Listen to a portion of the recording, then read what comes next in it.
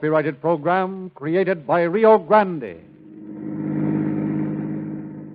Los Angeles Police calling all cars. Attention all Los Angeles County Sheriff's cars. Broadcast 176. Investigate a shooting at 741 Orange Street, Monrovia. That's all. Rosenquist.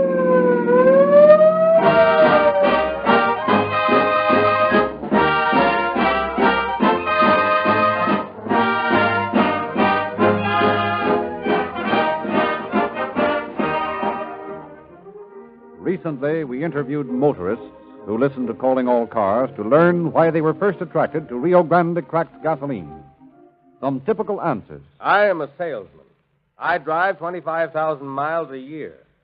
I started using Rio Grande cracked gasoline because it is the first choice among police officers. They drive harder, faster, and farther in a year than I do. They ought to know their gasoline, and they do. Oh, I get police car performance all right from Rio Grande cracked. We all listened to Calling All Cars at our house. One night when you explained about the Sinclair cracking process, you said coffee beans have to be cracked or ground to release their full flavor. And so we crack gasoline to release its full power. Now, that sounded reasonable, and although they say women don't reason, that's what made me a Rio Grande customer. That long list of cities and counties using Rio Grande cracked gasoline is what got me started. I don't remember any other oil company pointing to a record like that.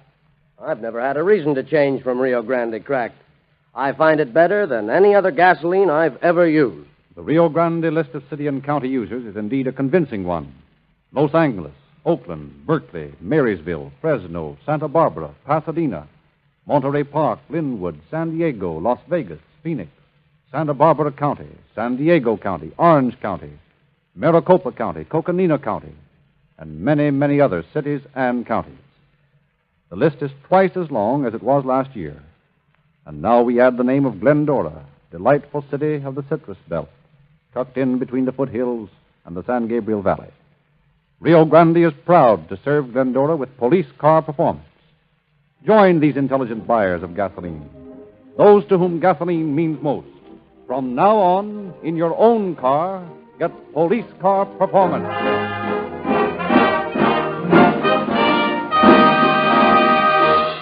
Once again, we present Sheriff Eugene Biscaluse of Los Angeles County. Sheriff Biscaluse. Thank you. Good evening.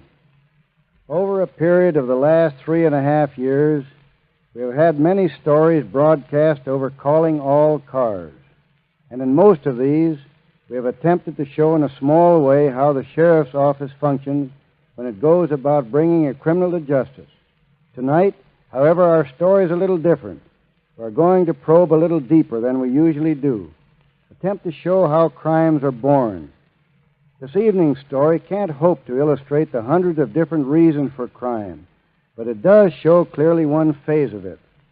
If people could only realize that just as there are doctors for the ills of the skin, the bones, there are also doctors for the mind. That worry allowed to torture a mind too long becomes a disease that should be treated as any common ailment. From a cold on, there would be a great deal less crime of the type found tonight. Ladies and gentlemen, tonight we welcome as guest artist on Calling All Cars, Mr. Russell Gleason, who has just completed the motion picture Big Business for 20th Century Fox. In tonight's drama, he will play the part of Charlie Johnson.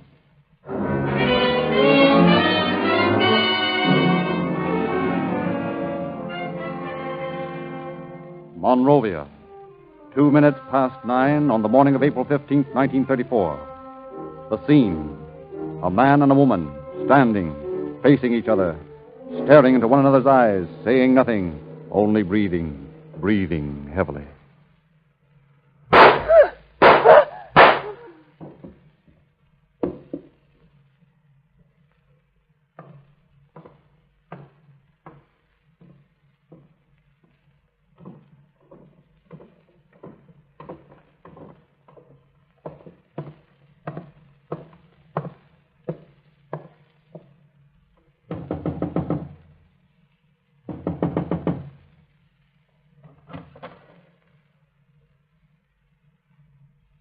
Do you have a phone? Why, yes. May I use it, please? Yes. Yes, come in here. Thank you. Something I can tend to, Edward. I heard the door. Oh, Give me the police station, please. police. Hello? Will you send an ambulance and some officers to 741 Orange Street, please? There's been a shooting here. Would it be all right if I stayed here for a moment? Why, yes. Of course. And I wouldn't go in there just yet. It isn't a very pretty sight. She's lying there on the floor, and there's blood all over.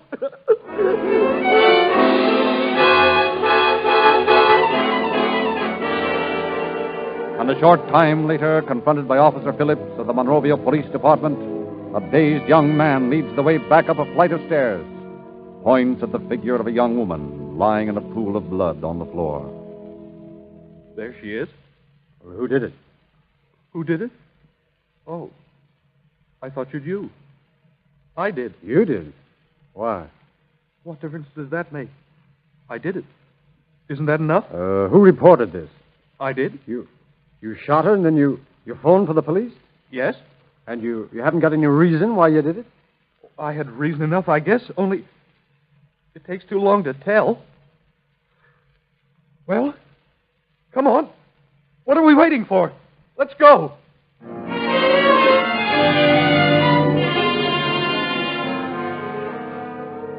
And at the police station, the strange young man proves willing enough to talk about anything but why he did it. A report from the hospital brings the news that his victim, suffering from 3 bullet wounds in the head, abdomen, and groin, is dying.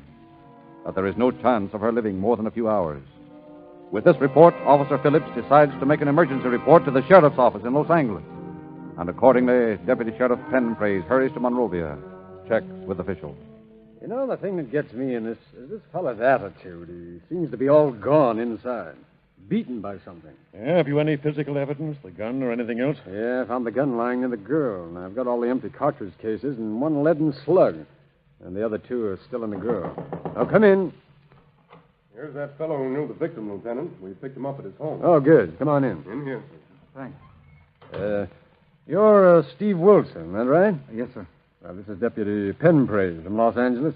He's come up to investigate this. Glad to know you. Young Johnston told us you knew him, but you also knew the girl who was shot tonight. That right, Mr. Wilson? Yes, I knew Marge. You knew she was shot a little while ago, huh? Well, that's what the officer who brought me here told me. It's sort of hard to believe. I saw her last night. Where? At her apartment. Charlie came in, and I figured they wanted to talk, so I left. I wish to God I'd known what he was going to do. I'd have kept him from doing it or something. Wilson, this Johnson kid seems to have something on his mind that he won't tell us. Have you any idea what it might be? Well, yes and no. I know if I'd done what he did, I'd have plenty on my mind, too, but aside from the fact that he's pretty much of a louse, I don't know. So you were pretty interested in this Marge girl, weren't you? That's right. I was. How about Johnson? Listen, if I have to tell you all about it, I will, but I wish you'd get it out of him if you can. I'm liable to say things that, well, it might make it tough on him. Naturally, the way I feel right now, I can't feel anything but hate for him. All right, Wilson, I understand. I'm going to have a little talk with Johnson, and maybe he'll feel more like talking now. However, if he doesn't, will you be willing to tell us what you know? Sure. All right, then suppose you go back wherever you were and take it easy. We got in touch with you. Okay. And thanks. I guess I'm a little upset by all this. All right, you go home and get some rest. Okay. Thanks. You're sort of all broken up about it, eh, Phillips? Yeah, it's too bad. Well, people are like that. Suppose we go in and see how this Johnson lad feels now. I'll have to take him back to the city tonight and book him in the county jail. Yeah, all right. He's sitting in the captain's office, looking at the floor last time I saw him. All right, let's go in and see him.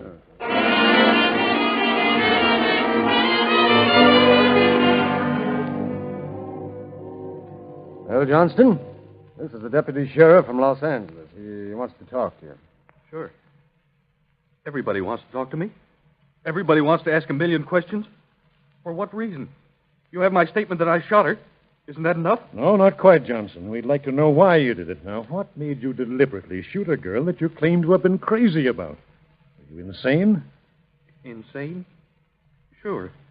If you could call what I've been going through insanity. Only I didn't mean to shoot her. I was going to kill myself, and then I suddenly saw her there, and I... Oh, what difference does it make? What good... Now, what I say? I'm sick. Oh, look, kid, come on. Take a hold of yourself and try to understand something. Sooner or later, you're going to be tried for murder. Murder? Yeah, the girl you shot is dying. She hasn't a chance in the world to live, according to the doctor. Then why don't you take me out of here and finish it off? Strap me in the chair. Drop me through a trap with a rope around my neck. Anything. Why keep playing with me? Well, because we want to know why you did it, Charlie. You want to know why I did it? You want to know? Do you suppose I don't? All right, then let's hear all about it, and maybe you can get it straight in your own mind. All right. Only it's going to take a lot of time. A lot of talking to tell you about it. All right, we're willing to listen, Charlie. Now go ahead. Okay. You see, the trouble was that I was nuts about it. You know how it is. You meet someone and you fall for him, and you begin figuring maybe you're really in love. That's what happened to me. I met her through a friend of mine one night at a party. There was a lot of people there fooling around and tossing down a few drinks, and this friend of mine introduced us. We were standing in the kitchen building a drink. Hey, where do you two think you're going? I didn't say you could have her. Just wanted to introduce you to each other. Be back in a minute, Freddie. You work on that drink you got in your hand, you'll feel better. That's what you think. How long have you been marooned with that laughing hyena? I lost count after the first 50 years. Look, I got a swell idea. How's about you and me sneaking out and driving somewhere? We could go out the back door here, nobody'd be the wiser. Do you think Freddie'd be sore? I don't think Freddie's going to know whether he's standing or sitting after about one more of those drinks he's down. Come on, let's be different. Well, why not? After all, wasn't it somebody named Columbus who took a chance? That's the spirit. Here, out this way. And if you're a nice little girl, I'll order a moon just for you to play with. Oh.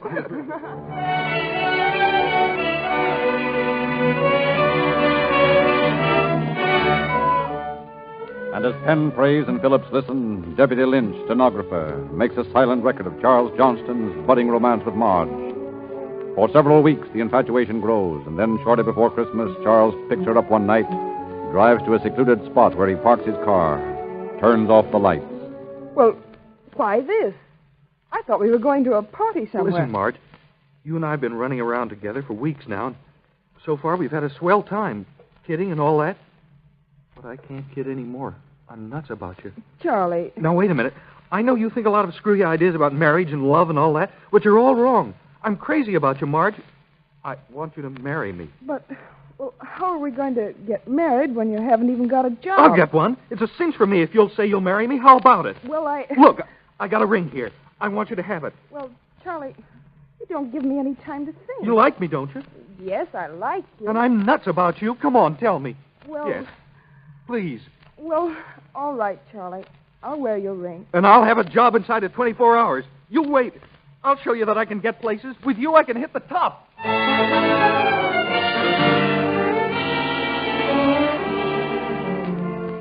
But saying it proves easier than actually doing it, and weeks go by in which Charlie makes no progress. Weeks also in which Charlie's attitude towards Marge changes, becomes bitter, mean. And Marge, what of her?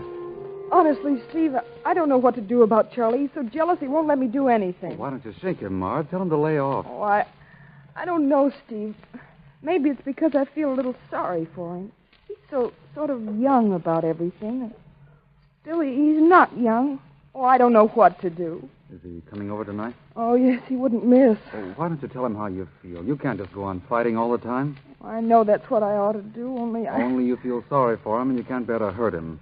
Isn't that it? I guess so. Well, then don't be silly. Talk to him tonight and finish it. Get it settled once and for all. Oh, I don't know whether I can get the nerve to do it or not, but I'll try. I know that's what I want. And that's what I want, too. You know that. I'll try, Steve. I'll try my very hardest.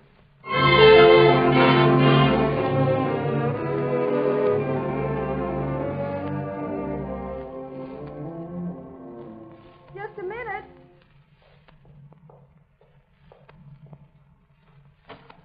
Hello, baby. Oh, it's you, Charlie. Come in. Wait a minute. What did you mean by that crack? It's you, Charlie. Who did you think it might be? Oh, please. Come inside, Charlie. I don't want people to hear us out here. What did you mean by that crack? Nothing, really. Okay. Then I'll come in. I'll be back in a minute, as soon as I finish my makeup. Yeah, sure. Only haven't you forgotten something? Forgotten something? Yeah. Or don't you kiss me anymore? Oh, why, sure. I guess I did forget, Charlie. I will as soon as I come back. Say, what's all this about? Oh, what? All this funny talk. You got something on your mind. No, I haven't. Honestly. Come on, baby. You can't kid me. What's up? Nothing. I said, what's up? And I said nothing. Oh, gonna get tough about it, huh? Okay. Only I don't like it. Charlie, I'm going to tell you something. I have got something on my mind. A whole lot of things. I've been afraid to say them before, but now I'm going to. Go ahead. I'm listening. I've stood a lot from you lately, Charlie, a lot more than I had any reason to, and I'm not going to take it anymore. What do you mean by that? Well, just what I said. I'm through. I am breaking everything off. Hey, wait a minute. Who have you been talking to? No one. Yes, you have. I can tell. Who's been filling you with a lot of talk, turning it against me? No one. No? No. Look at me, baby. All right. You're lying in your teeth, and you know it. I'm not lying, and I'm not going to listen to any more from you. Now get out of here and stay out. You don't really mean that? Oh, yes, I do. Get out. Why, you little tramp! Okay. I'll get out. But before I do, let me give you a little warning. I told you once I was in love with you. I'm telling you the same thing now. And I'm going even further than that. I'll get out, and I'll stay until you want me back. But if I catch you playing around with anyone else, it'll be tough. For you and for him, too. Understand? Perfectly. Now will you get out? Kiss me first. Charlie! I said kiss me. Don't touch me, Charlie! There. Now I'll go.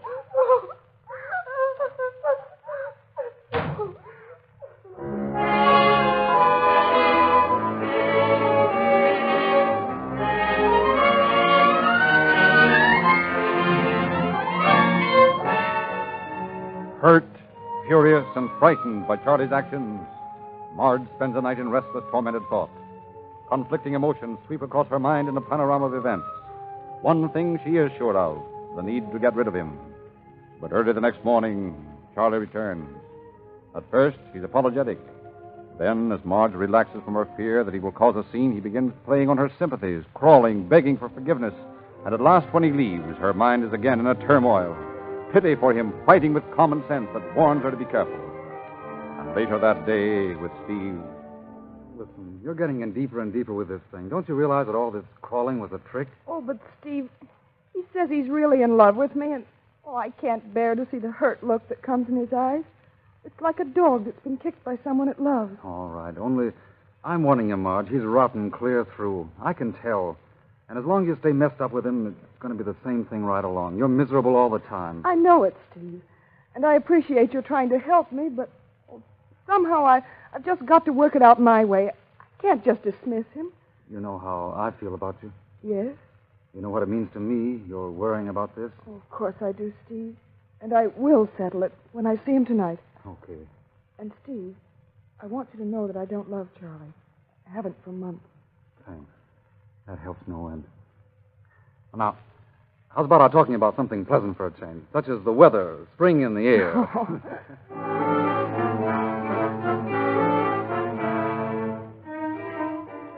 So for several hours, Marge breathes without fear, laughs at Steve's nonsense, forgets the past, the future, everything except the present, and Steve.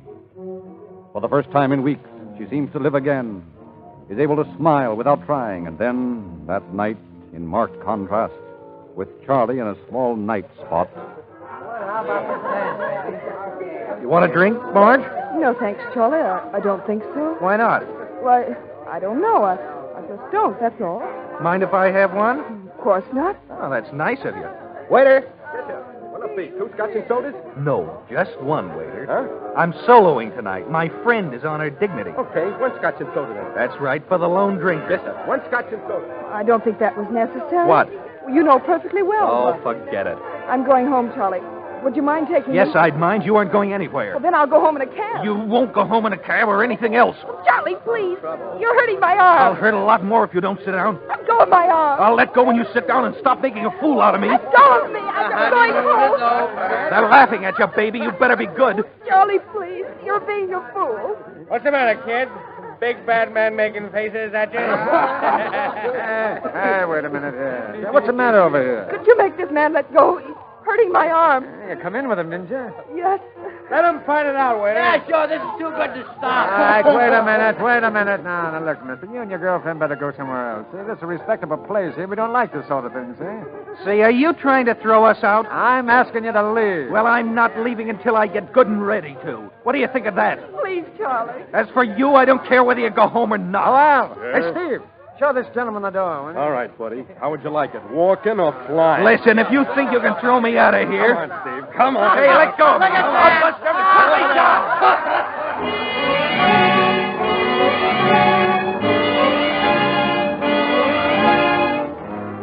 Humiliated, disgusted, Marge taxis home, leaving Charlie fighting with the two stalwart bouncers, Al and Steve. But the struggle is short-winded, and he's deposited roughly in the gravel outside the place. And as the realization of the scene creeps into his mind, his fury suddenly gives way to a new feeling. Marge. What will she think now? At the corner drugstore, he phones her, receives no answer. In his car, he drives to her apartment, pounds on the door. But she fails to reply. And inside Charlie's jealously crazed mind, something snaps. Reason, sanity, every stable emotion is suddenly swept away in a blaze of passion. All the rest of that night, he walks the streets, thinking. The next day, he phones, but she hangs up on him, and then begins an incredible week of fast-moving events.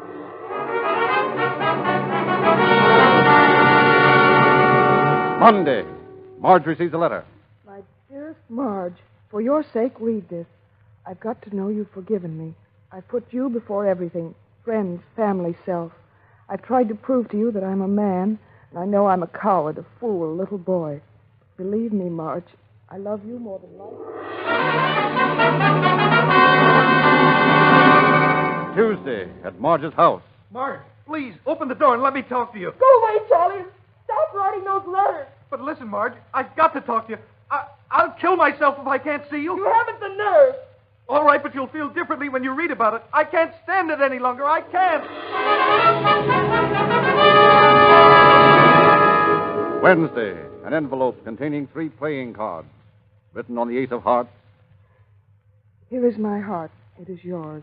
Do with it as you will. Crush it, break it, tear it apart, or curse it. It beats for you alone. On the 2 of hearts. This is our hearts as we were once.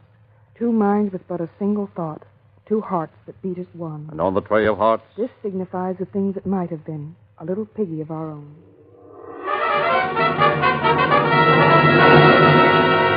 Thursday, at a friend's house in Pasadena. Well, you're more than welcome to the gun, Charlie, but what do you want it for? I've got a job chauffeuring, and I have to go to the beach for the weekend. I thought I might need some protection. It might get you into trouble if you get caught carrying it. Oh, no, I got a permit to carry a gun. It'll be all right. Well, it's all right by me, Charlie. You can take that automatic there, only don't get into any trouble with it. Oh, don't worry. I won't. Even if I do, it won't reflect on you.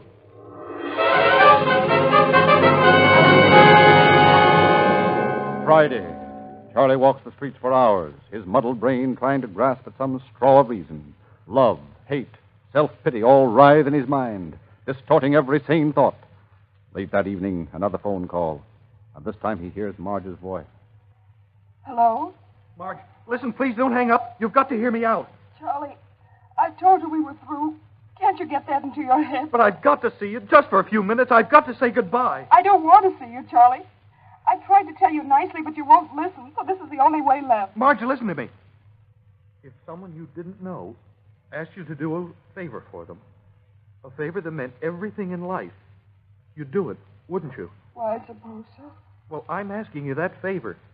All I want to do is to see you, talk to you for a few minutes, and then I'll leave for good. I won't bother you again. You told me that before. This time I mean it. You've got to do it, Marge. I'm sorry, Charlie. I can't see you. Now I'm going to say goodbye. But wait a minute. Marge! Marge, I'm coming over to see you. I've got to talk to you once more.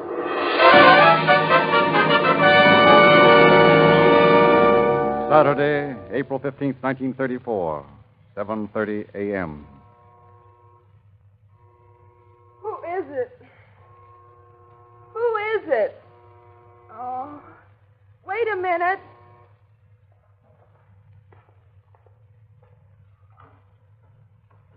Charlie. I told you I was coming over, Marge. And I told you not to. Now, look. You've got to stop all this. I can't stand it any longer. You can't stand it. That's a laugh. I suppose you think I'm living in a bed of roses. Well, I'm not. I'm sorry, Charlie, but I'm not interested in anything you have to say. Now, will you go away and let me alone? Can't I come in for a minute? No. I won't cause a scene. Honestly, I just want to say goodbye. Oh, Charlie, why can't you understand? I do understand perfectly. The least you can do is talk to me for a few minutes. All right. Come in, then. You can't stay long. Don't worry, I won't. I'll stand up if you don't mind. I can talk better that way. All right, Charlie. Marge, you remember that night I met you at Freddie's? The night he was so drunk and we went out the back door? Yes. Remember how swell that was? And how much fun we had after at the beach, everywhere we went? Yes, I remember. And then something happened. What was it? Oh, please, Charlie. Listen, I've got to know why we busted up. I'm going crazy because I don't know. Charlie, listen to me. I'm sorry you've been hurt. Terribly sorry. But there's nothing I can do about it now. It's all over, finished. Don't you understand? Yes, I understand. Then will you go now and just forget all about me? Yes, I'll go now. And don't do anything silly, Charlie. I wouldn't want anything to happen to you. Then you... No. I only feel sorry for you. Terribly sorry. I don't want to leave yet, Marge. I've got so many things to say. But you've got to. Let me back in for a little more time, please. Oh, Charlie, don't spoil everything. But I've got to. It's important. Oh, Charlie, for the love of heaven, will you please get out of here and let me get some sleep? Steve's coming for me at 9, and I've got to look decent. Steve's coming for you. You've got to look decent for Steve. Charlie. All right. You'll look decent. The only way you ever could be decent. Charlie, put that gun away, please. Decent for Steve.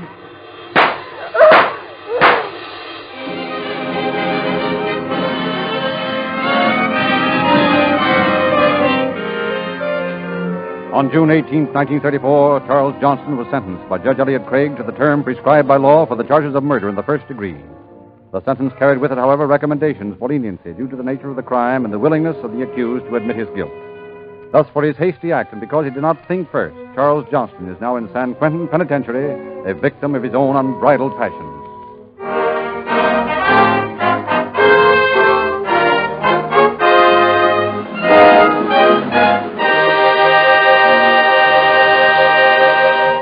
At the beginning of this program, you heard typical expressions of everyday users of Rio Grande cracked gasoline. You know already that more police cars, fire engines, ambulances, and other emergency equipment use Rio Grande cracked gasoline wherever it is sold than any other brand. You know that Rio Grande cracked was used last year for more than 50 million miles of law enforcement driving. Don't deprive yourself of police car performance any longer. See your nearest independent Rio Grande dealer. While you are there, ask him to help you select the correct grade of Sinclair motor oil for your car.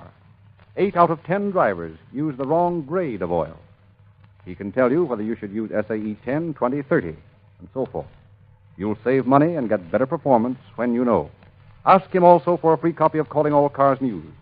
The current issue is full of interesting features. An exclusive interview with James Cagney. A salute to RKO's new star, Joanne Fontaine. Detective stories. A Men Wanted page. Everything. See your Rio Grande dealer tomorrow.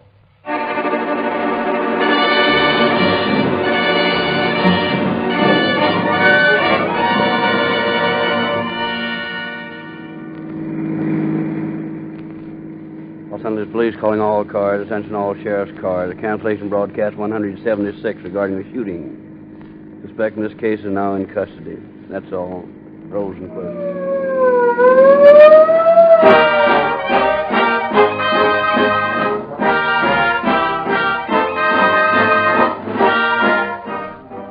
Your narrator, Frederick Lindsley, bids you good night for Rio Grande.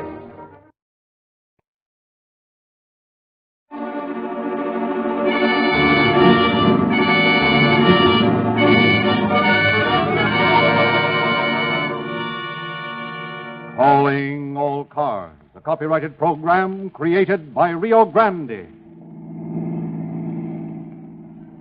Los Angeles Police calling all cars. Attention all cars. Broadcast 177. Be on the lookout for 3 men. Number 1, Glenn Harmon, alias Dick Hunt, age 30. Number 2, Byron, alias Jerry Wolf, age 19. Number 3, name unknown. age 35 years, driving a Ford V8 sedan. These men are wanted by Missouri sheriff for murder. That's all. Rosenquist.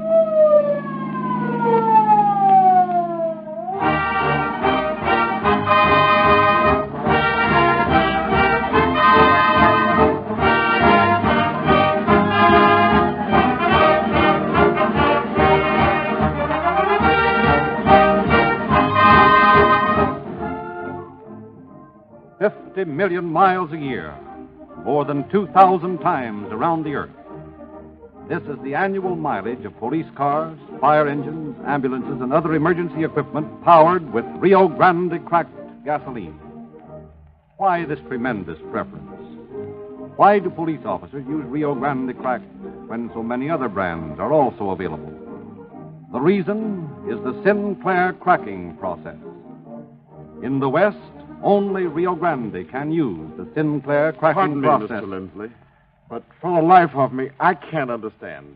No matter how much you break up Rio Grande gasoline, you put it all back together again. It looks just like any other gasoline in the pump. Yes, it looks the same in the pump, but it isn't the same. Mr. Kroger, do you know what a wood briquette is? Yes. What is it? It's sawdust pressed into a sort of cylinder. Very well. Now, suppose you had a wood briquette in one hand and a stick of firewood the same size in the other. Which will burn easier? Why, the briquette, of course. Which will burn more evenly? The briquette? Yes, and which will develop the most heat? Well, I don't know. I'm not qualified to judge. Well, I'll tell you. The briquette will. Those tiny grains of sawdust are never pressed back to the density of the original block of wood. They burn quicker, more evenly, more completely, and longer. They develop more heat. Briquettes may look like sticks of wood, but they burn differently. And it's the same with gasoline. Rio Grande may look the same in the pump, but it has been cracked by the famous Sinclair cracking process. You'll quickly notice the difference as soon as Rio Grande cracked gasoline passes your carburetor. It develops quicker, more vital power, burns smoother, lasts longer. This difference is police car performance. Try a tankful tomorrow.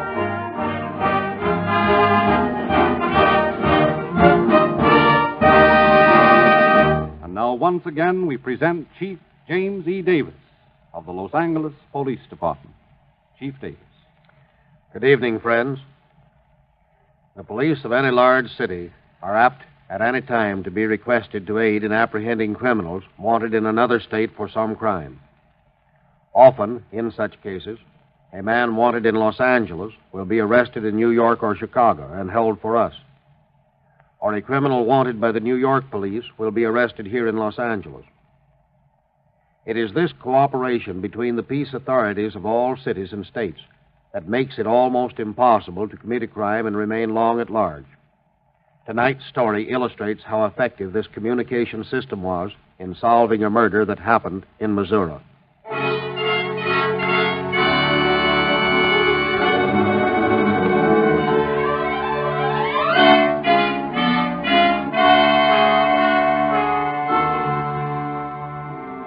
Saturday night, March 3rd, 1934.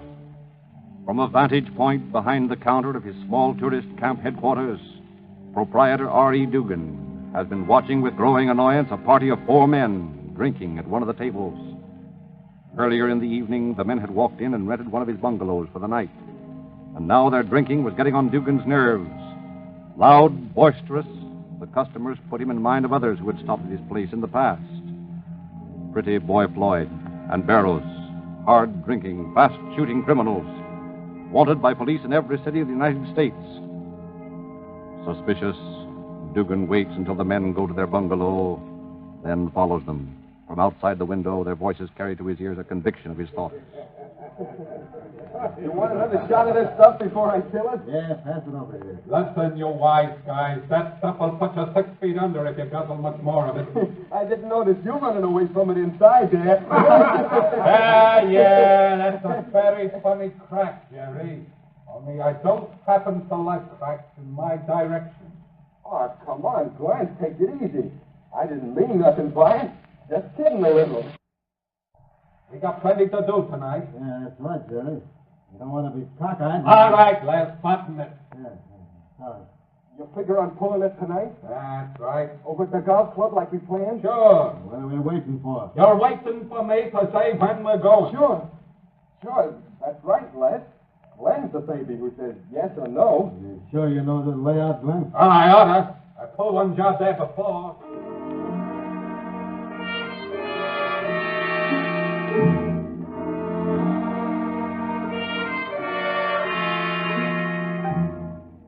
Not waiting for anything more, Proprietor Dugan leaves his precarious spot, hurries to his own cabin, gives rapid instructions to his helper.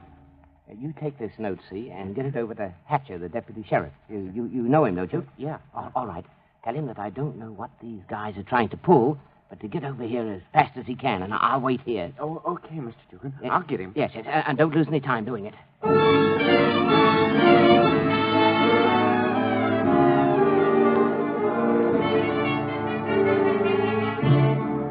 Notified by the boy, Deputy Sheriff Hatcher drives to the little tourist camp at top speed.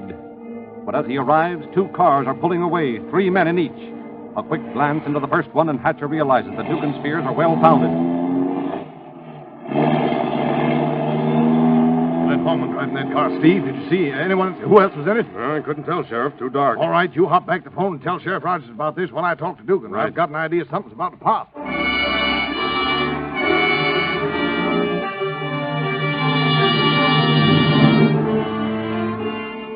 And Sheriff Al Rogers of Jasper County loses no time getting into action when told of the suspicious activity of Glenn Harmon and his mob. Men, we've got plenty to do and very little time to do it in. Glenn Harmon's a tough customer. You all know that. Yeah, we've heard about him. Now, I want Captain Eslick over at Joplin to get his men out on road patrol. I'll get on the phone, Sheriff. All right. I also want every available man in this department to get out and cover the roads near the golf course. Pick up any cars that look suspicious. If you see Harmon, bring him in. I'm going over to the Van Hoos place and see that the old man gets home safely. You think this mob might be after him? Well, he's had several kidnap threats lately. Won't pay any attention to him. I guess it's my guess that Harmon might be behind them. One thing that's sure, if I get a report of anything ever happening in this county tonight, I'll know who did it.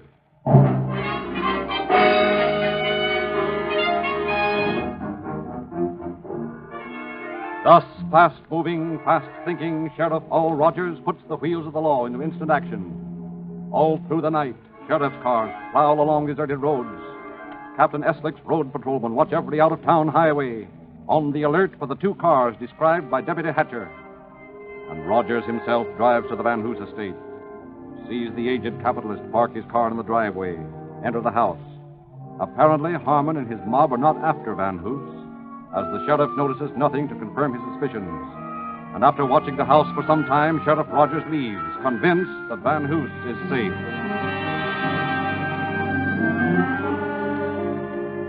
Sunday comes and goes, and no sign of Harmon. The excitement of Saturday night dies down. Hired deputies relax their vigil, settle once more into the more peaceful job of routine work. Then, Monday morning. Sheriff's office. Sheriff's office. Rogers speaking.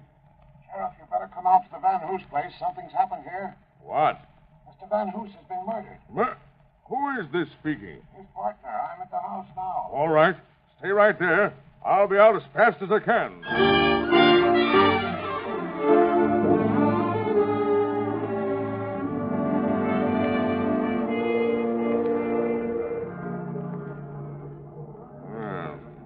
Shot in the shoulder and the chest. Yeah, looks like he tried to do some shooting himself. This gun in his hand has one empty chamber. You think he shot himself, Sheriff? He didn't have any reason to. Business was fine. No, he didn't do this himself. Someone got nervous and let him have it. That's obvious enough. Say, maybe it was the same bunch that slugged him and took his ring a few years ago. Remember? They found it in St. Louis and got it back for him. Well, that's a good enough theory. Only the ring is still on his finger, see? Oh, yeah, I hadn't noticed. Frank, come here a minute. Yes, Sheriff? Frank, I'm going back to the office, and I want you to stay around here and follow through on the investigation. What do you want me to do? Listen, Frank, I haven't got time to explain now, but I got a pretty good idea who did this. And the sooner I get started looking for him, the better my chances are. Okay, Sheriff. I'll get all I can here. And check with me at the office when you're through. So long.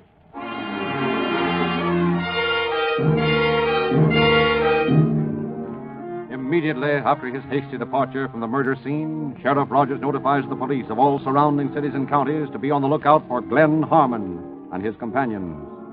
Then he himself begins a minute search of Jasper County. The same day, he begins to get results. Just a minute, you. Huh? Hello, Sheriff. What's on your mind? You, among other things. Where's your brother? My brother? Yes, Glenn. I don't know. I haven't seen him for months. Well, that's funny. Maybe your eyes aren't so good. What do you mean? You were with him Saturday night. Come on, Les, I'm taking you in. Hey, now, wait a minute. What's the charge? Until you tell me where Glenn is, the charge is murder. Come on.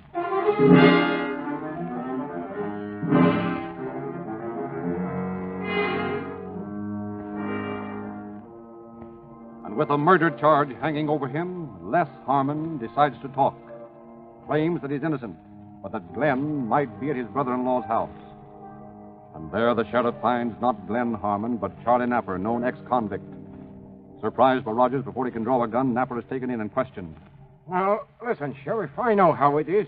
Just because I got a record in Illinois, you think that everything that happens is my fault. Well, you're all wrong this time. Would you be willing to face the man who runs that little tourist camp? What tourist camp? The one you and Harmon and the boys were at last Saturday night. What's that got to do with a van house rap? Then you were there. Maybe. Where's Glenn Harmon, Napper? I don't know. Who else was with you at the camp? Jerry Wolf's the only one I knew. Jerry Wolf? Do you mean Byron Wolf? Maybe. I call him Jerry. All right, Napper. You won't tell me where Glenn is, so you and Les are going to take the rap. And this time it's murder. First-degree murder. That's what you say, Sheriff. For me, I say nut.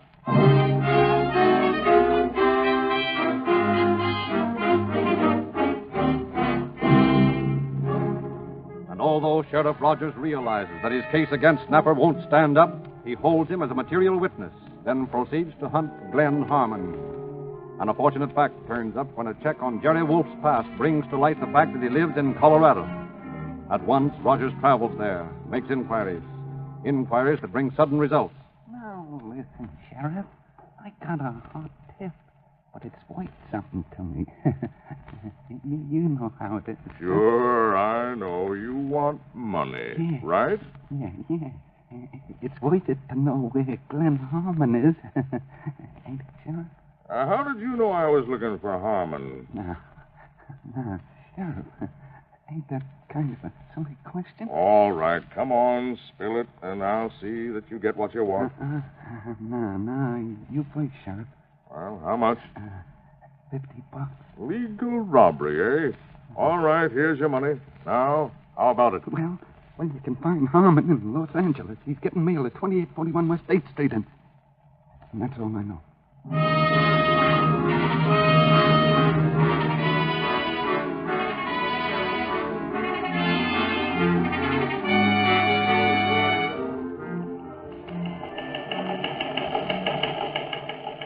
The Chief of Detectives, Los Angeles Police Department, request your assistance in locating one Glenn Harmon, described as follows: 5'10", 150 pounds, age 30 years, dark hair, shallow complexion, wanted for murder by Missouri sheriffs. Might be under alias of Dick Hunt. Companion known as Jerry Wolf, alias Byron Wolf, described as follows: 19 years, 150 pounds, 6 feet, dark hair.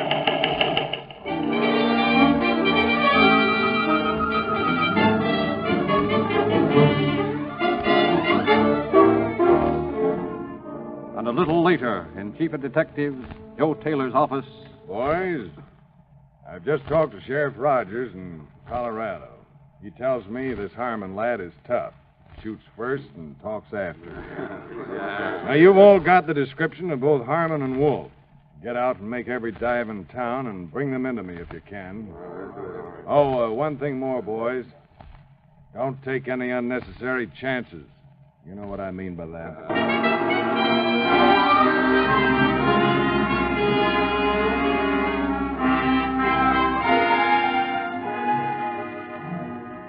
Thus, the Los Angeles police are called into the case.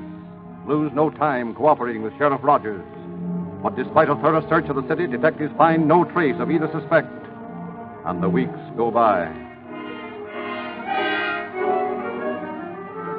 Then, March 27th, into the shop of M. Sunshine, Los Angeles tailor, walks a young man. Yes, sir. What can I do for you? Put up your hands. Put up your hands. Why, what? You heard me. Put up your hands. And I don't know. I'll shoot if you don't. No, but police!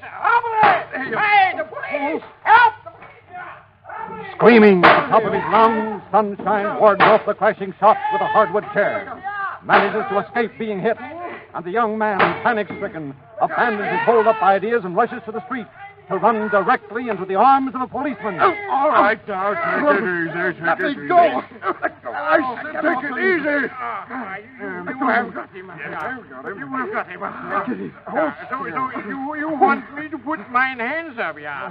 I'll show you what I'll do with my hands, you young... Here, hold on. Wait a minute. Try to hold me. I'll show you again. Cut it. I'll take you in two in a minute. I'm sorry. I lost my temper. Oh. Yeah, that's better. What's this all about? This fellow, he walks in and shoves a gun in my face. Don't copy. He thinks he can scare me.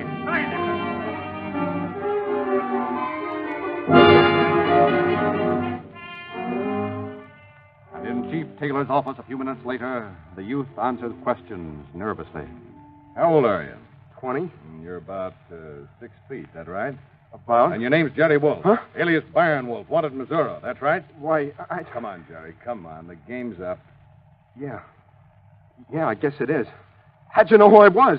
Your description's been in the pocket of every detective in Los Angeles for 2 weeks, Jerry. I just figured you fitted it.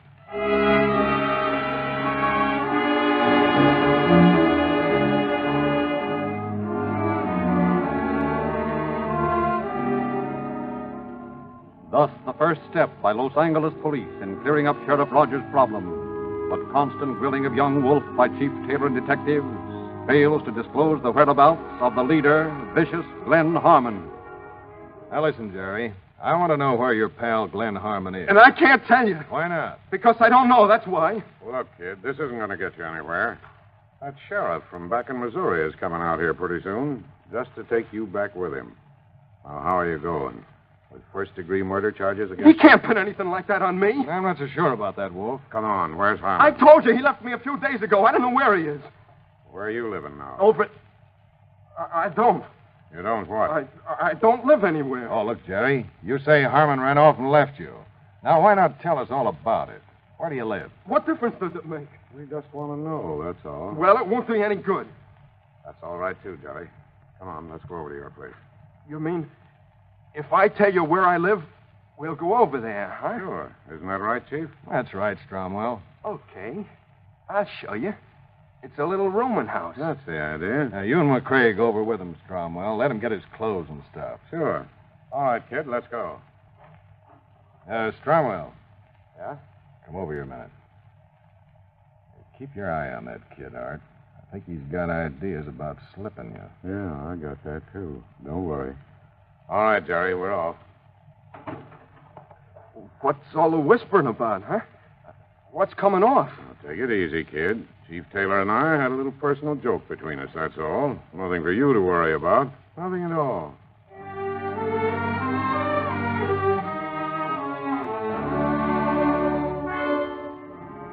Joined by his partner, N.R. McRae, Stromwell follows Wolf to a small rooming house. Twice on the way, he tries to talk the detectives into stopping for a minute, but each time Stromwell heeds Chief Taylor's warning and takes no chance of an escape. And once inside the shabbily furnished room... So this is the home, eh, Jerry? Yeah, that's right. Quite a wardrobe you've got, kid. Or are all those clothes yours? Sure, they're mine. These trousers here, they look a little short for a fellow your height. So what? So I think it's about time you stop fooling around and give us a straight answer. What do you mean? Well, there's two sets of practically everything here. Kid, now, what we want to know is, when is Glenn due back? I told you he ain't with me anymore. Okay. Looks like we'll just have to settle down here for a while, eh, McRae? Looks like it. What do you mean? I mean, we're going to sit right here until your friend Harmon comes back. And if you make a move to tip him off, you get drilled. But he isn't coming back here. Now, take it easy. My partner and I don't want to get rough, but if we have to... Okay. I get the idea. Good. Now, we're going to sit in here, just out of line of the door. And you're going to sit in that chair with your back to the door. And you're going to sit there nice and quiet-like and wait. Listen, he'll bump me if he thinks I tipped you off. I can't just sit here waiting for him to walk in and let me have it. Don't worry about that, Jerry. We'll be here to take care of him first. Now, here's a magazine for you to be reading. Max, suppose you take one side here, and I'll take the other. That way we can see the door and also keep an eye on Jerry here, just in case. Yeah. There, now. Now, there's nothing to do but wait. Relax, Jerry. Take it easy and read your magazine. Listen, I can't stand just waiting like this. Jerry, take it easy. Just remember what I said. Relax.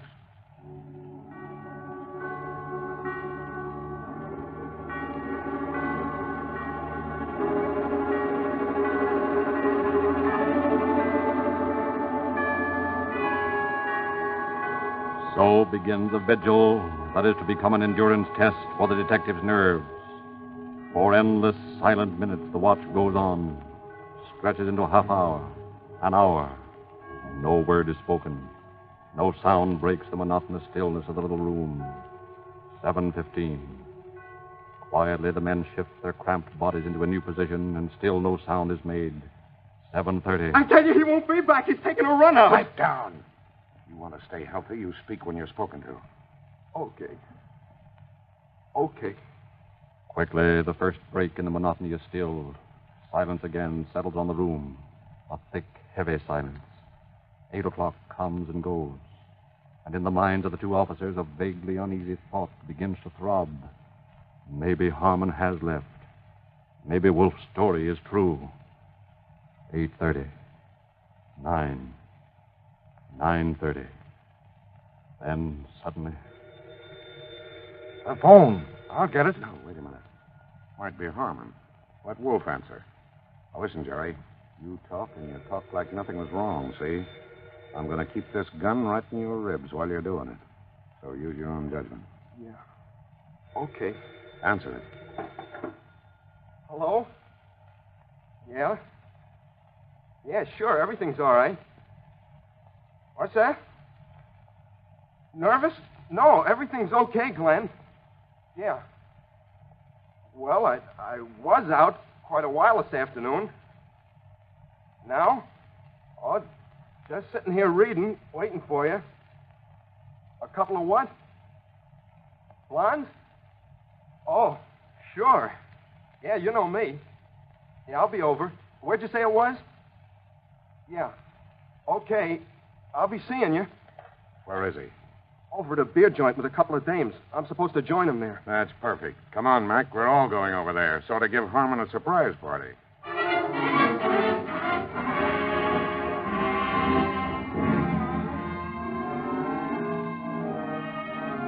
Accordingly, Stromwell, McRae, and the now thoroughly upset young Jerry Wolf leave the room. Walk a block down the street to a little beer joint. Forging ahead of McRae and Wolf, Stromwell enters alone. For an instant, he stands at the door, looking about for Harmon. Then, suddenly, his eyes light as he spots him in a corner booth with two girls. Quietly, he drifts through the crowd, reaches a point beside the booth. Afraid to draw his gun for fear of a general battle in the crowded place, he slowly reaches into his pocket, pulls out a badge. Then, saying nothing, he lays it on the table before Harmon's startled gaze. Say, what's the... You're under arrest, Glenn. Don't start anything or I'll let you have it. You got me wrong, partner. I'm not wanted for anything. Come on, Harmon. Get up peacefully and you won't get hurt. Otherwise, I'm taking no chances. Fake badge! Fake cop! It's a holdup! It's a holdup! Nice going, kid. Take that gun, Harmon. Not for you, copper. Let him have it, Glenn! Unable to draw his own gun, Cromwell lunges at the killer, miraculously escaping the hot lead slugs aimed at him. As he comes within touching distance, Harmon shoves his gun against the detective's chest, squeezes the trigger, but Cromwell's hand is too fast. Jamming between the hammer and firing pin, his thumb keeps the gun from going off. Holding on with his left hand, he draws his own gun at last, faces the maniacal killer. Are you going to surrender, Harmon? Nah. All right, then. They killed him. Yeah. I've killed him, all right. Now, if someone here could kind enough to help me, I'll see if I can get my hand out of his gun.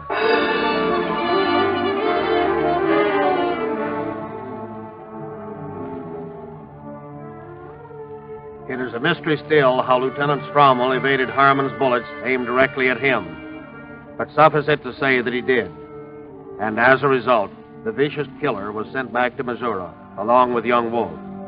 But while Wolf was alive, Harmon, the leader, traveled in a coffin, his murderous career ended by police bullets.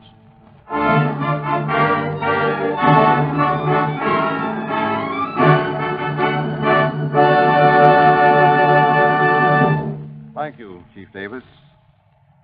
Wherever Rio Grande cracked gasoline is sold, it has been specified for police car performance. In Northern California. Oakland, metropolis of the East Bay District. In Southern California. Los Angeles, largest city in the West, fifth largest city in the nation. Now in its fourth year on Rio Grande cracked gasoline. In Southern Nevada. Las Vegas, gateway to the Boulder Dam. In Arizona. Phoenix, capital and the state's largest city. Also Maricopa County, where a third of the state's population lives. And Coconino County, second largest county in the United States. Then, too, in Berkeley, Fresno, Santa Barbara, San Diego, Pasadena, Monterey Park, Linwood, Glendora, Orange County, San Diego County, and many, many other cities and counties. Law enforcement officers know what it means to sit behind the throttle with police car performance. And now this week, the thriving industrial city of Southgate joins the Rio Grande group. Rio Grande Cracked will give you police car performance in your car. See your Rio Grande dealer tomorrow. Ask him also about Sinclair motor oils. There is a correct grade for your car, and you're losing money unless you're using this correct grade. Consult your independent Rio Grande dealer about this tomorrow. Let him give you a free copy of Calling All Cars News, that bright, illustrated tabloid brim full of police stories, movie and radio news, featured articles and pictures. You will find it good reading, and it's free. See your Rio Grande dealer tomorrow.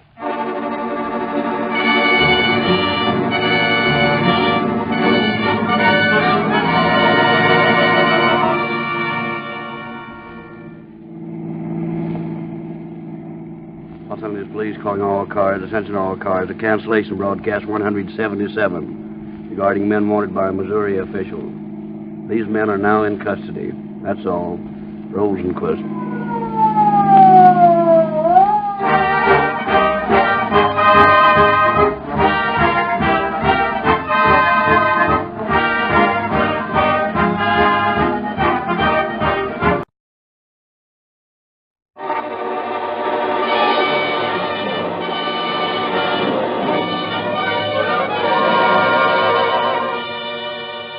Calling All Cars, a copyrighted program created by Rio Grande. Calling all cars, attention all Marin County Sheriff's cars, broadcast 178, wanted for murder. One Vince Lusich, known as Pegleg Lusich. This man is known to be armed and desperate. That's all.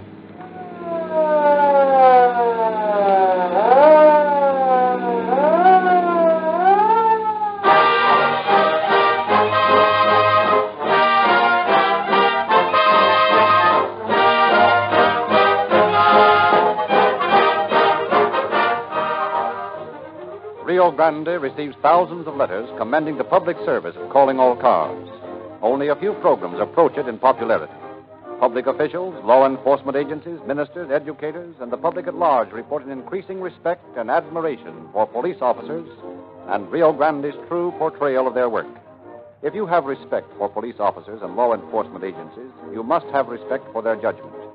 Police officers should know something about gasoline, for they drive 8 times as far as the average motorist. And a vast percentage of the police officer's work has to do with traffic. To law enforcement agencies, performance means everything. For 3 years, Rio Grande cracked gasoline has won highest honors, not only for police car performance, but for low cost of operation as well.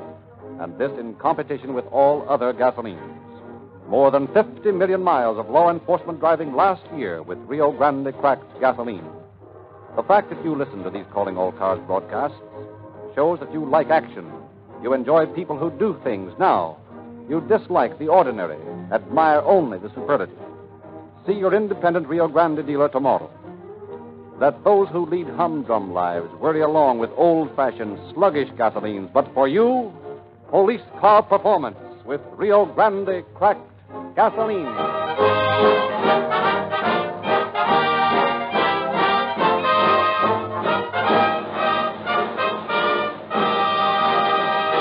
We take you now to our studios in San Francisco, where you will hear Walter B. Selmer, Sheriff of Marin County. Bootlegging, hijacking, rum running, and various other methods of illegal money-making were responsible for the reign of terror. Racket killings were daily occurring in the larger cities, and in Marin County, Sheriff Jack Keating and Under-Sheriff Alex McCurdy worked day and night, coping with rum-running activities. Because of the isolation of many large vineyards and ranches, this was an ideal place for the racketeers to set up a headquarters, and the deserted coastline nearby made a perfect place for landing liquor. Thus it was that in 1930, when tonight's story took place, the peace officials were facing an added burden, that of stamping out the hijackers, bootleggers, and gangsters, on top of enforcing the regular laws. Today, the gangster is rapidly disappearing, but then it was a different story. I deeply regret that Sheriff Keating and Under-Sheriff McCurdy are not here tonight to tell you the story themselves, but it is through their records that I am able to give you these happenings. I return you now to Los Angeles and Calling All Cars.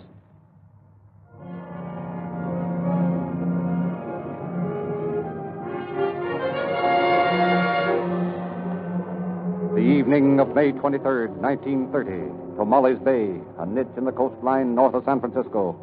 A niche surrounded by barren ground in the midst of rich farmland.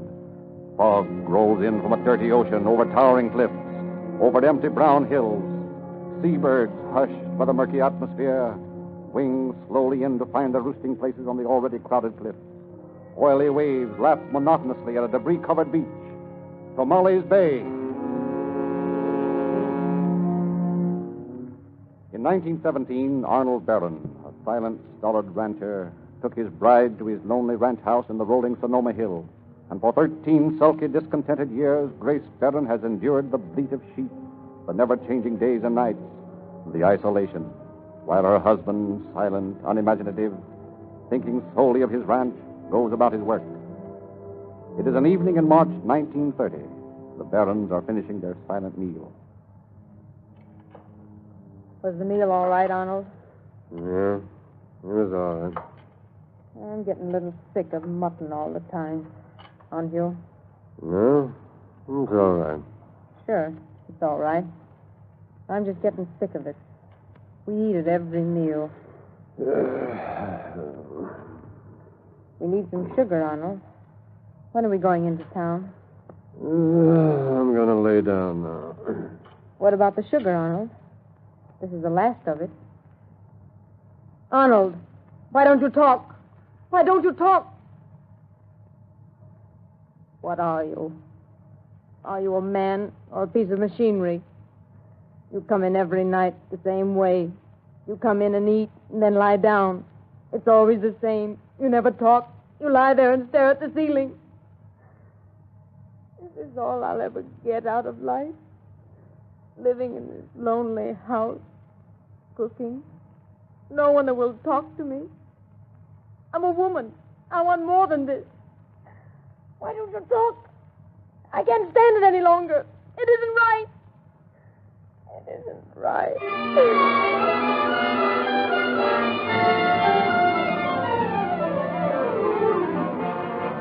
Days pass, and one morning into this scene of domestic stagnation comes Mel Sturtevant, tall, swaggering.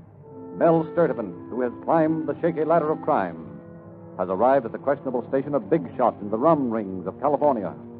After some time of preliminary conversation with Arnold Barron, his tone changes. Look, Barron, I came here with a purpose. I want to talk business with you. What about? Oh, no. Before I spill it to you, I want to know how you feel about things. What thing? Say, you're a talkative devil, aren't you? Well, what do you want to talk about? Well, this will mean money to you, but some people might not like the idea. Who? The law. Would that make any difference to you? What's the deal? Well, I don't know whether... Well, here it is. I want to put a still in around here somewhere. I've been in this part of the country for about 3 weeks, looking for the right place. I think you have it. You'd get 10% of the profits, and you wouldn't have to do much of anything either. It's a perfect setup. What do you say? Well, I don't know. Never did anything like that before. There isn't a chance in the world that you'll get caught. Why, nobody will ever come out here. It's a cinch. A chance for you to make some real dough. None of this chicken feed like you get selling sheep. Big money. Well, I'll think it over. Sounds pretty good. You come back.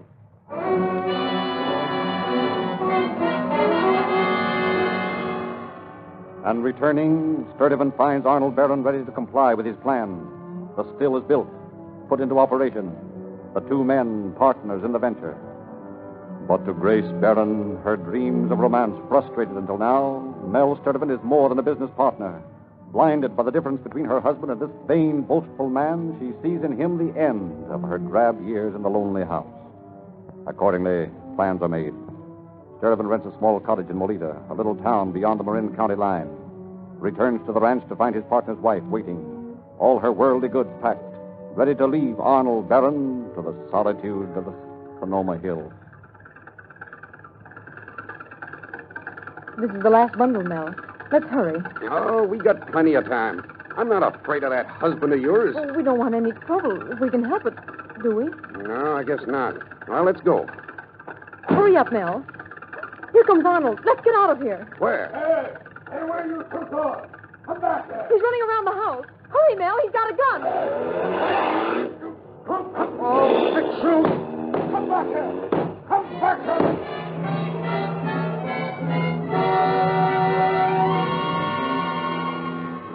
Through the hail of bullets, the couple escape. Drive to Molita. Once there, Sturtevant starts preying on his former rivals. Grows confident by his success at hijacking one load of liquor after another.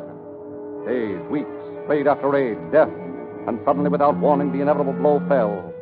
The federal government obtains indictments against a number of men for evading the liquor law. Among the names are those of Sturtevant and Barron.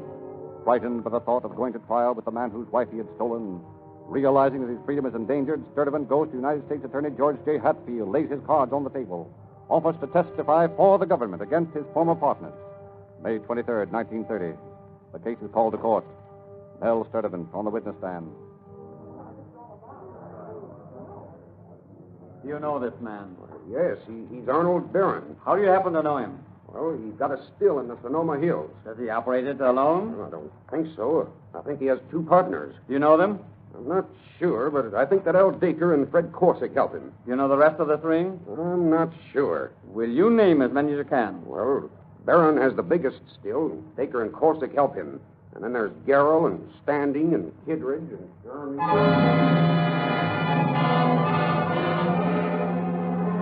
And through the day, Sturtevant goes down the list of men in the biggest liquor ring on the Pacific coast, without a qualm condemns the friends of former days. Finished, he and Grace Barron walked jauntily to the courthouse door to be met by Vincent Pegleg Lusage, the right-hand man on the hijacking raid. Yeah, you're sure giving them the works, Mel. Yeah, I got no hankering for any 10 years in the clink. I'll be all right. Yeah, you'll be all right. Come on, let's get out of here. Let's take a ride somewhere. I don't like the sound of that, Pegleg. Hey, you ain't turning on me, are you? Nah, you know me. I just thought we could take a ride out and have a look at that landing spot on Tamales Bay. Get out of here for a while. Okay, as long as I'm taking the ride with you. Come on, Grace. We'll get some air. Oh, I need some. That courtroom is hot. Hot. That's a good one. It was hot in more ways than one. That right, Peg? You're right there. The boys are pretty sore. Grace and I'll get him back. Come on. You know, I'd hate to be in their spot. You're sure giving them the works. Well, why not? It's them or me. Ah, they're just dumb, that's all. I don't know if I'd like to be in your spot either. Why? They'll all be put away for a long time. I don't have anything to worry about. Nah, I guess not. Speed it up, Peg.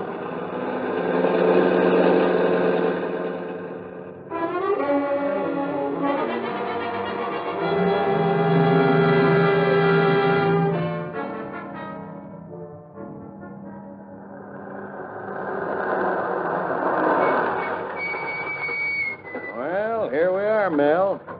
Lonely joint, huh? Yeah, sure is. Let's walk down to the edge of the cliff. Yeah, let's go down, Peg. I've never seen the beach. Okay. Do you have to go back to court tomorrow, Mel? Yeah, I'll finish it up then. I hope they're good to me. I've given them plenty of dope. They ought to be. It's a swell place, all right. What'd you say? I said it was a swell place, all right. Yeah. Oh, look at these cliffs. Don't go too close to the edge, Mel. Don't those waves look small down there? Say, we are pretty high. Gee, look at all the gulls. They must roost on the cliff. It's a swell place, all right. Hey, what are you muttering about, Peg? Don't you like it here? Yeah, I like it. I just said it was a swell place. It sure is. As soon as I get out of this mess, we'll have to go to work on it. I'd like to put a small pier in over there by that big rock. We can really do business with this place if we do it right. Yeah, we can. They don't bump you off first. Shut up, Peg. I know I'm on the spot. But listen, let them try something. Just let them try it. Don't be too cocky. If they want to do it, they will. You know that. You're in kind of a bad way. Oh, quit talking about it. After this is over, Mel and I are going away. Aren't we, Mel? Yeah, for a while. Maybe. Aren't you going to fix this place up? I thought you said you were. Oh, I'm not going away. Grace is scared. She thinks we ought to go. We won't, though. Mel, why did you say that? You told me that we would. You better forget it. Both of you. Well, I don't think it's safe for him to stay. Oh, I'm not afraid of him. Let him try something. I think maybe Grace is right, Mel. I don't think it is safe around here. You're crazy, Peg. Well, who'd have nerve enough to do it? Do you want to hear something funny? Yeah? What's so funny? I know who's going to bump you off. Who? I am. No. Peg, Now, put that back gun up. away. Come on, stand there. no, I hate squealers. This ain't my idea, but it is a good one. No. That's what happens to squealers. And the same thing goes for squealers' dames, too, you see? Yeah.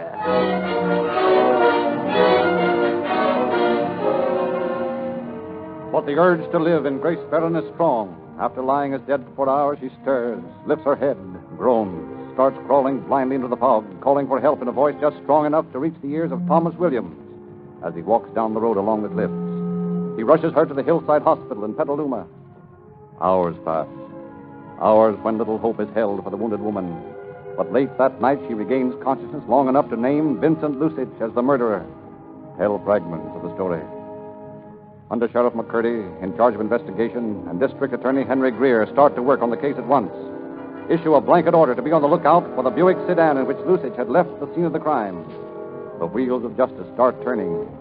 At dawn the next morning, the phone rings at McCurdy's home.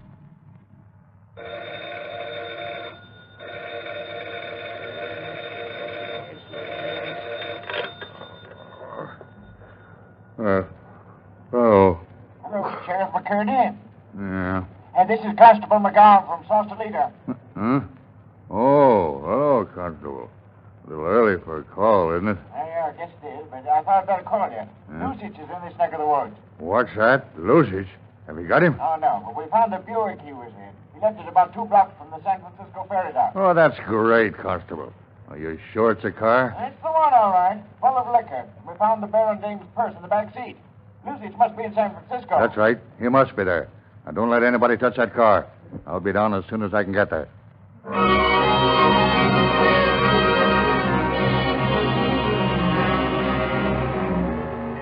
But the finding of the car, although valuable because it points out the direction in which Lusich had fled, has little effect on the case. San Francisco is combed from north to south, from east to west. The murder gun is found, the last link forged. The search goes on, spreads. Denver, Omaha, Chicago. Police in every city in the country, armed with complete descriptions, are on the lookout. Vincent Lusich, medium height, 124 pounds, right leg amputated below knee, tattoos on left hand, mole on right side of back, scar on left wrist. And in the meantime, Lusich is in a cabin just outside of San Francisco, a cabin which he dare not leave, a cabin holding him as tightly as the prison he's trying to escape.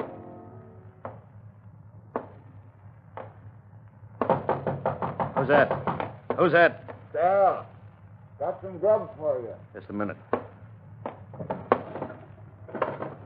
Got some nice canned beans for you, Peg. Something different for a change. Don't try and be funny, and don't come up to the door like that again. Now, don't get so, Peg. What am I supposed to do? I don't care what you do, but don't come up to the door like that again. You're going to meet a slug coming through there some of these times. What makes you so jumpy? Why shouldn't I be jumpy, penned up in this crummy joint all day and all night? I'm going to get out. I wouldn't do that, Peg. Something might happen to you. Nothing going to happen to me. Sure. You're liable to get caught. That wouldn't be so good. Don't think the boys would like it so well, having you running around loose. What do the boys got to do with it? They ain't penned up. They're out running around. Yeah, but, Peg, you might spill something. I think that's what they're scared of. I wouldn't spill nothing. I'll go nuts in this place. How long do they think I'm going to hang around here? They don't know. Maybe a month or so. You gotta wait till this quiets down. The place is hot. They get you in a minute. Hell, I'm telling you, I'll go nuts in this place. I can't sleep. I can't eat. I can't do nothing but walk around this room. You got nobody to blame for it.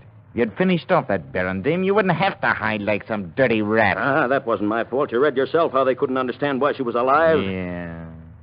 Nuts. I might as well be in the clink as in here. Calm down, Pig. Ain't nothing you can do but stay here. Yeah.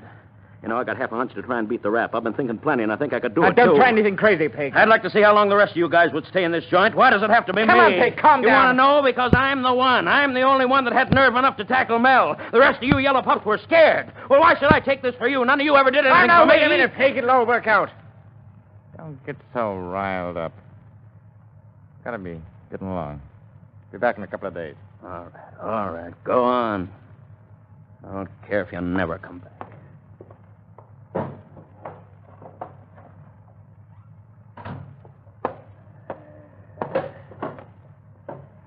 Hello, dogs.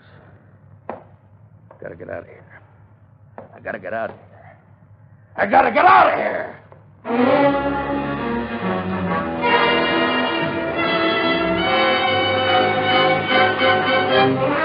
And the next day, in the office of Captain of Inspectors, Charles Dalia of the San Francisco Police, an officer is talking to him. I contacted Pete Serio yesterday, Captain. Mm-hmm. Yeah, he's been in every dive in town. I hadn't even heard of Lucius. I've never seen anybody fade from sight like this before. Whoever's hiding him, if there is somebody, is sure doing a good job. Well, we haven't had a sign of him. I don't think he's in town. Yeah, maybe you're right. Well, can't give up. I'll put some more men on the case. We'll draw the net. Hello. I want to talk to Captain Dalia. Well, who's this? Never mind. Give me Dalia. Captain DeLeo speaking. Oh, hello, Charlie. This is Vince Lusich. Well, Mr. Lusich. Well, did you call for a police escort or something? Oh, come on. Let's quit kidding. Who was that, Captain? Some clever person having a little fun. Said he was Lusich. Hello. Hey, Charlie, what's the idea of hanging up on me? This is Vince Lusich. Don't you want to talk to me? All right, Joker. You're liable to get into trouble playing with the law like this. Look, I'm not fooling. I'm Vince Lusich. I'm down at Clint's Cafe on Eddy Street. There's two of your men sticking the front door, and they didn't even know me. You know, that made me kind of mad. Say, you are Lusich, aren't you? Well, I'm glad to hear from you. Are you in town for long? Yeah, I'm going to give myself up. Come on over here. I'll be in the booth. I don't know whether I'm a sucker or not, Lusich, but I'll be right over. Good. And, by the way, when you get here, you might tip the two bulls at the door off as to who I am. So long. Goodbye. Hey, Was that really Lusich? Yeah, I think so. I'll find out in a little while. He wants me to meet him. Ah, you're not going alone, are you? Yeah, I think I better. Oh, I wouldn't, Cotton. That sounds screwy to me. I wouldn't trust that guy a minute. Come on, you better let me go with you. No, I don't think so. Wonder what the idea is, huh? Maybe he's tired of hiding out. Still, I don't know. Oh, he's probably got something up his slave. You better let me go. No, you stay here. I'm going over there alone.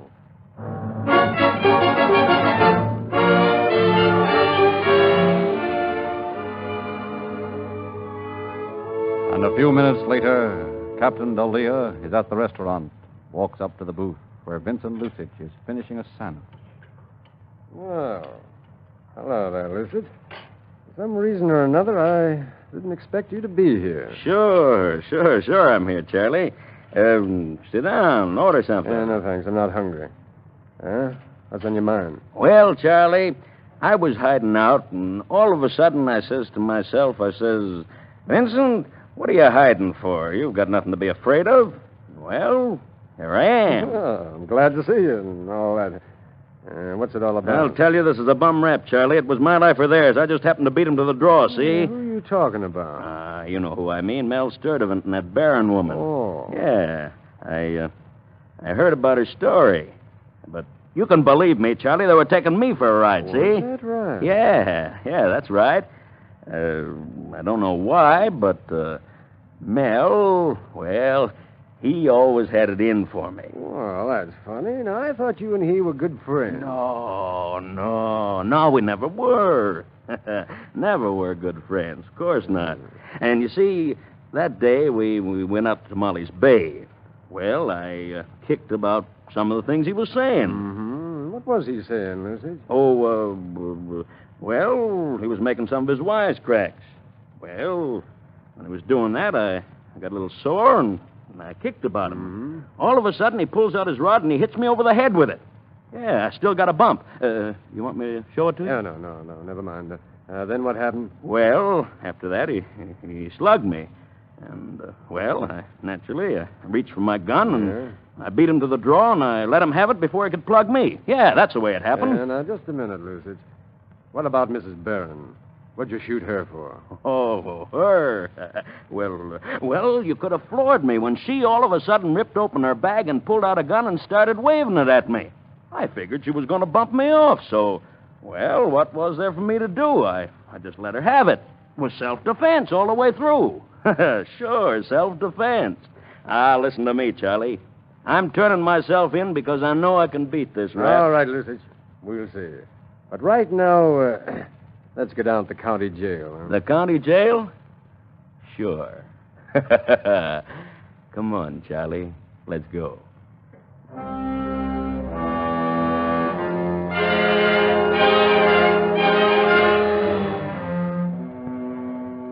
So, just 4 weeks after the murder at Tamales Bay, Vincent Pegleg Lusich, confident, unruffled, goes to trial, tells his story.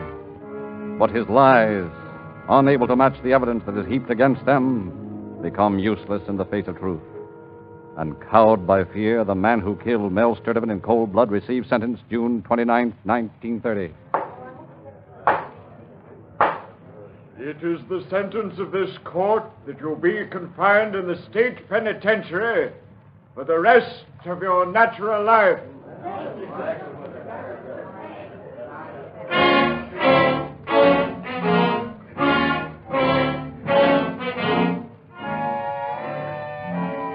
And Vince Lusich went to the penitentiary, but his stay there was destined to be cut short by an unexpected happening. The strain of his unhealthy past, combined with worry, drove Lusich insane, made of the once boastful gangster a cackling old man bereft of all sense, doomed to spend the rest of his life in the insane asylum. Thus ends the case of Pegleg Vince Lusich.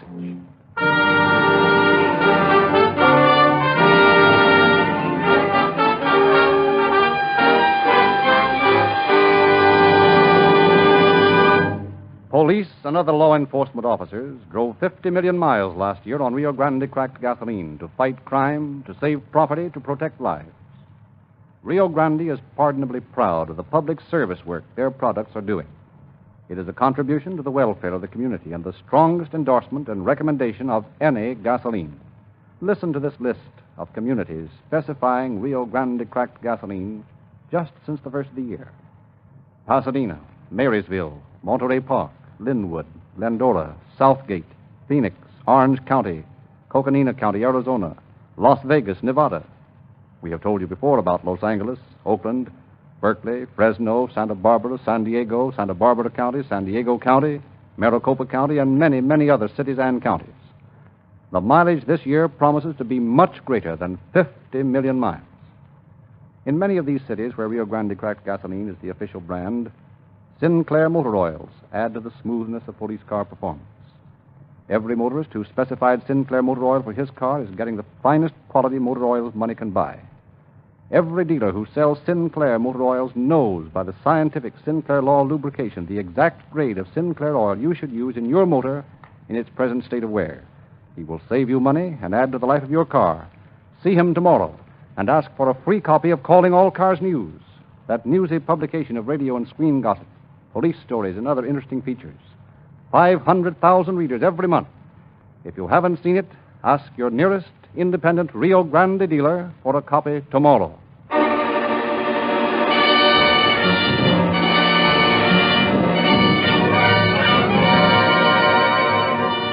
Calling all cars, attention all Marin County Sheriff's cars. A cancellation broadcast 178 regarding a murder. The suspect is now in custody. That's all.